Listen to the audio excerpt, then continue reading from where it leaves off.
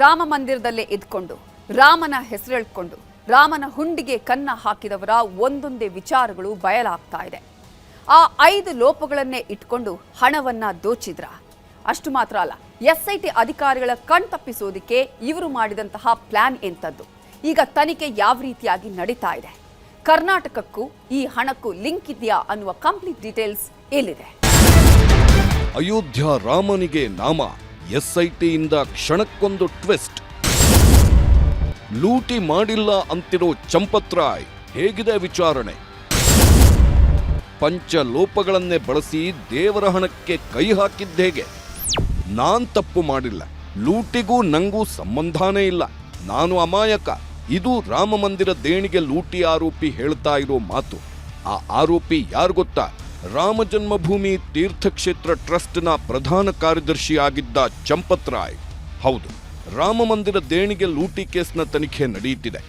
SIT officers ಆರೋಪಿಗಳನ್ನ ಬಂಧಿಸಿ ಪ್ರಶ್ನೆಗಳನ್ನ ಕೇಳಿ ಮಾಹಿತಿ ಸಂಗ್ರಹಿಸ್ತಾ ಇದ್ದಾರೆ. ಅದೇ ರೀತಿ ಶ್ರೀರಾಮ ಜನ್ಮಭೂಮಿ ತೀರ್ಥಕ್ಷೇತ್ರ ಟ್ರಸ್ಟ್ನ ಪ್ರಧಾನ ಕಾರ್ಯದರ್ಶಿ ಆಗಿದ್ದ ಚಂಪತ್ರಾಯ್ ಅವರಿಗೂ ಎಸ್ಐಟಿ ಪ್ರಶ್ನೆಗಳನ್ನ ಕೇಳಿದ್ದು ನಂಗೇನೂ ಗೊತ್ತಿಲ್ಲ ಅನ್ನೋ ಉತ್ತರವೇ ಸಿಕ್ತಿದೆ. ಇದು ಎಸ್ಐಟಿಗೆ ಅನುಮಾನ ಹುಟ್ಟಿಸಿದೆ. ಬೇರೆ ಆರೋಪಿಗಳ ವಿಚಾರಣೆ ವೇಳೆ ಸ್ಫೋಟಕಾಂಶಗಳು ರಿವೀಲ್ ಆಗಿವೆ. ರಾಮ ಮಂದಿರ ಲೂಟಿಕೋರರ ವಿಚಾರಣೆ ನಡೆಯುತ್ತಿದೆ. ಈ ವಿಚಾರಣೆ ನಡೆಯೋದ್ರ ಜೊತೆಗೆ ರಾಮ ಮಂದಿರದೊಳಗೆ ಕಳ್ಳತನ ಆಗೋಕೆ ಏನೇನು ಕಾರಣ ಇರಬಹುದು ಅಂತ ಎಸ್ಐಟಿ ಅಧಿಕಾರಿಗಳು ತನಿಖೆ ನಡೆಸ್ತಾ ಇದ್ದಾರೆ. ದೇಣಿಗೆ ಹಣವನ್ನು ರಾಮ ಮಂದಿರದಲ್ಲಿ ಯಾವ ರೀತಿ ಹ್ಯಾಂಡಲ್ ಮಾಡ್ತಾ ಇದ್ರು, ಆ ಹಣ ಹೇಗೆ ಎಣಿಕೆ ಆಗ್ತಾ ಇತ್ತು ಅನ್ನೋದನ್ನ ಇಂಚಿಂಚಾಗಿ ತನಿಖೆ ನಡೆಸಿರೋ ಎಸ್ಐಟಿ ಅಧಿಕಾರಿಗಳು ಕೆಲವೊಂದು ಲೋಪಗಳನ್ನ ಬಳಸಿಕೊಂಡೇ ರಾಮ ಮಂದಿರದಲ್ಲಿ ಲೂಟಿ ಮಾಡಲಾಗಿದೆ ಅಂತ ಹೇಳಿದ್ದಾರೆ. ಹೌದು, ರಾಮ ಮಂದಿರ ಅತಿ ಪ್ರಸಿದ್ಧ ದೇವಾಲಯ. ಈ ದೇವಾಲಯಕ್ಕೆ 11 ತಿಂಗಳೊಳಗೆ 82.78 ಕೋಟಿ ರೂಪಾಯಿ ಮೌಲ್ಯದ ಕಾಣಿಕೆಗಳು ಹರಿದು ಬಂದಿದ್ವು. ಇಷ್ಟು ದೊಡ್ಡ ದೇವಸ್ಥಾನಕ್ಕೆ ಅಷ್ಟೇ ಭದ್ರತೆಯನ್ನು ನೀಡಬೇಕಿತ್ತು. ಆದರೆ ರಾಮ ಮಂದಿರದಲ್ಲಿ ಹೆಜ್ಜೆ ಹೆಜ್ಜೆಗೂ ಲೋಪಗಳಿವೆ. ಆ ಲೋಪಗಳನ್ನೇ ಬಳಸಿಕೊಂಡು ಲೂಟಿಕೋರರು ರಾಮ ಮಂದಿರದಿಂದ ಕೋಟಿ ಕೋಟಿ ಹಣವನ್ನ ಲೂಟಿ ಮಾಡಿದ್ದಾರೆ. ದೇಣಿಗೆ ಹಣ ಪಂಚಲೋಪ. ಹೌದು, ರಾಮ ಮಂದಿರದಲ್ಲಿ 35 ಹುಂಡಿಗಳಿವೆ. ಆ ಹುಂಡಿಗಳ ಮೇಲ್ವಿಚಾರಣೆ, ಆ ಹುಂಡಿಗಳಿಂದ ಚಿನ್ನ ಮತ್ತು ಬೆಳ್ಳಿ ಆಭರಣ ಹಾಗೂ ನಗದು ಹಣವನ್ನ ಎತ್ಕೊಳ್ಳೋದು, ಅವುಗಳನ್ನ ಎಣಿಕೆ ಕೇಂದ್ರಕ್ಕೆ ಸಾಗಿಸೋದು, ಅಲ್ಲದೆ ಎಣಿಕೆ ಮಾಡುವುದು, ಉದ್ಯೋಗಿಗಳ ನೇಮಕ ಮುಂತಾದ ವಿಚಾರಗಳಲ್ಲಿ ಎಸ್ಐಟಿ ಲೋಪ ಕಂಡು ಹಿಡಿದಿದೆ. ಕಾಣಿಕೆ ಸಾಗಣೆ, ವಿಂಗಡಣೆ, ಎಣಿಕೆ, ಬಂಡಲಿಂಗ್, ಸೀಲಿಂಗ್ನಲ್ಲಿ ಎಸ್ಐಟಿಗೆ ಲೋಪ ಕಾಣಿಸಿದೆ. ಕಾಣಿಕೆ ಸಂಗ್ರಹಕ್ಕೆ ಡಬಲ್ ಲಾಕ್ ಸಿಸ್ಟಮ್ ಇರಬೇಕಿತ್ತು. ಅಲ್ಲದೆ ಇಬ್ಬರ ಬಳಿ ಆ ಕೀಲಿಕೈ ನೀಡಬೇಕಿತ್ತು. ನಗದು ಹಣ ಎಣಿಸೋ ಸಿಬ್ಬಂದಿಗೆ ಕಡ್ಡಾಯವಾಗಿ ಪಾಕೆಟ್ಲೆಸ್ ಸಮವಸ್ತ್ರ ಇರಬೇಕಿತ್ತು. ಆದರೆ ಅದೂ ಇರಲಿಲ್ಲ. ಇದರ ಜೊತೆಗೆ ನಗದು ಎಣಿಸುವವರ ತಪಾಸಣೆ ಖಾಸಗಿ ಸಂಸ್ಥೆಗಿತ್ತು. ಇದು ಲೂಟಿಗೆ ನಾಂದಿ ಹಾಡಿತ್ತು.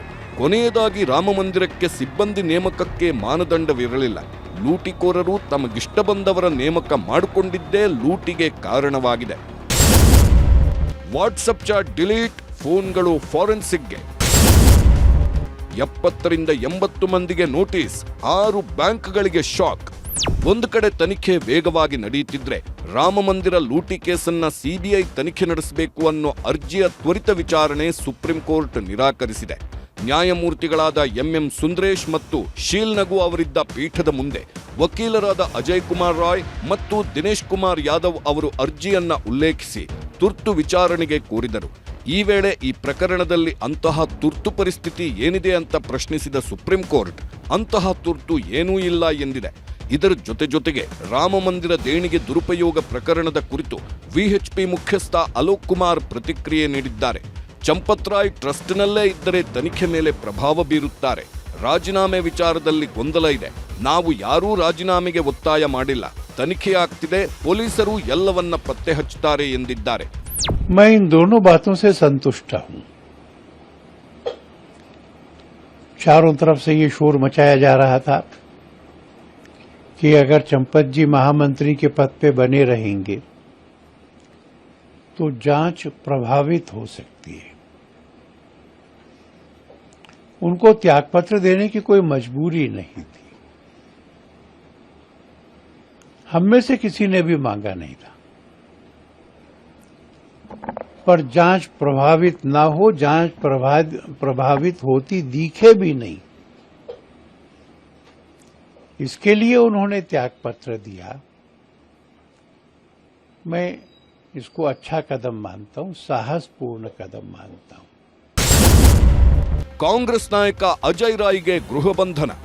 ದೇಣಿಗೆ ಕಳ್ಳತನದ ವಿಚಾರ ಸದ್ದು ಮಾಡುತ್ತಿರುವ ಹೊತ್ತಲ್ಲೇ ರಾಮ ಮಂದಿರಕ್ಕೆ ಹೊರಟಿದ್ದ ಉತ್ತರ ಪ್ರದೇಶದ ಕಾಂಗ್ರೆಸ್ ಅಧ್ಯಕ್ಷ ಅಜಯ್ ರಾಯ್ರನ್ನ ಪೊಲೀಸರು ಗೃಹ ಬಂಧನದಲ್ಲಿರಿಸಿದ್ದಾರೆ. ಅಜಯ್ ರಾಯ್ ನೇತೃತ್ವದ ಕಾಂಗ್ರೆಸ್ ನಿಯೋಗ ರಾಮ ಮಂದಿರ ದರ್ಶನಕ್ಕಾಗಿ ಮಂಗಳವಾರ ಹೋಗಬೇಕಿತ್ತು. ಆದರೆ ಅವರನ್ನ ಗೃಹ ಬಂಧನದಲ್ಲಿರಿಸಲಾಗಿದೆ. ರಾಮ ಮಂದಿರ ಲೂಟಿ ಕರ್ನಾಟಕಕ್ಕೂ ನಂಟು. ಅಖಿಲೇಶ್ ಯಾದವ್ ರಾಮ ಮಂದಿರ ಕಾಣಿಕೆಯಲ್ಲಿ ಅಕ್ರಮ ನಡೆದಿದೆ ಅಂತ ಹೇಳಿದವರಲ್ಲಿ ಮೊದಲಿಗರು. ಈಗ ಅದೇ ಅಖಿಲೇಶ್ ಯಾದವ್ ಮತ್ತೊಂದು ಬಾಂಬ್ ಸಿಡಿಸಿದ್ದಾರೆ. ಆಡಳಿತಾರೂಢ ಬಿಜೆಪಿಯು ದೇಶಕ್ಕಿಂತ ದೇಣಿಗೆಗೆ ಆದ್ಯತೆ ನೀಡುತ್ತಿದೆ ಮತ್ತು ಸಾರ್ವಜನಿಕ ನಂಬಿಕೆಗೆ ದ್ರೋಹ ಬಗೆದಿದೆ. ರಾಮ ಮಂದಿರ ದೇಣಿಗೆ ಕಳ್ಳತನದ ನಂಟು ಕರ್ನಾಟಕದವರೆಗೂ ವಿಸ್ತರಿಸಿದೆ ಎಂದು ಅಯೋಧ್ಯೆಯ ಜನ ಮಾತನಾಡಿಕೊಳ್ಳುತ್ತಿದ್ದಾರೆ ಅಂತ ಬಾಂಬ್ ಹಾಕಿರೋ ಅವರು ಹೊಸ ಚರ್ಚೆ ಹುಟ್ಟಾಕಿದ್ದಾರೆ. ಕರ್ನಾಟಕದ ಭೂಗತ ವ್ಯಕ್ತಿಗಳು ಕರ್ನಾಟಕದ ಚುನಾವಣೆಗೆ ಈ ಹಣ ಬಳಸಿದ್ದಾರೆ ಎಂದು ಆರೋಪಿಸಿದ್ದಾರೆ. ಮತ್ತೊಂದು ಕಡೆ ಮುಂಬೈನಲ್ಲಿ ರಾಮ ಮಂದಿರದ ಲೂಟಿಕೋರರಿಗೆ ಕಠಿಣ ಶಿಕ್ಷೆ ಆಗಬೇಕು ಅಂತ ಪ್ರತಿಭಟನೆ ನಡೆಸಲಾಗಿದೆ. ರಾಮ ಮಂದಿರ ಲೂಟಿ ವರದಿಗೆ 15 ದಿನ ಡೆಡ್ಲೈನ್. ಎಸ್ಐಟಿ ತನಿಖೆ ನಡೆಸ್ತಾ ಇದ್ದು ಈವರೆಗೆ ಕೆಲವೊಂದು ವಿಷಯ ಮಾತ್ರ ರಿವೀಲ್ ಆಗಿದೆ. ಇನ್ನೂ ಎಸ್ಐಟಿ ಎಲ್ಲರನ್ನೂ ವಿಚಾರಣೆ ನಡೆಸ್ತಾ ಇದ್ದು 15 ದಿನಗಳಲ್ಲಿ ತನ್ನ ಸಮಗ್ರ ವರದಿಯನ್ನ ಸಲ್ಲಿಸಬೇಕು ಅಂತ ಹೇಳಿದೆ. ಅಂದಹಾಗೆ ಈಗ ರಾಮ ಮಂದಿರ ಲೂಟಿ ಆರೋಪದಲ್ಲಿ 6 ರಾಮ ಮಂದಿರ ಸಿಬ್ಬಂದಿ ಸೇರಿದ ಹಾಗೆ ಒಟ್ಟು 8 ಆರೋಪಿಗಳನ್ನ ಬಂಧಿಸಲಾಗಿದೆ.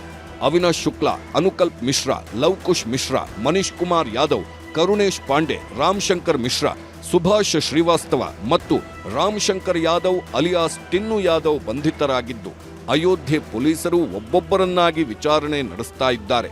ಇದೆಲ್ಲ ವಿಚಾರಣೆ 15 ದಿನದಲ್ಲಿ ಕಂಪ್ಲೀಟ್ ಆಗಲಿದ್ದು 15 ದಿನದ ನಂತರ ಪೂರ್ಣ ತನಿಖಾ ವರದಿ ಬರಲಿದೆ. ಆ ವರದಿಯಲ್ಲಿ ಏನಿರಲಿದೆ ಅನ್ನೋದನ್ನ ಕಾದು ನೋಡಬೇಕಿದೆ.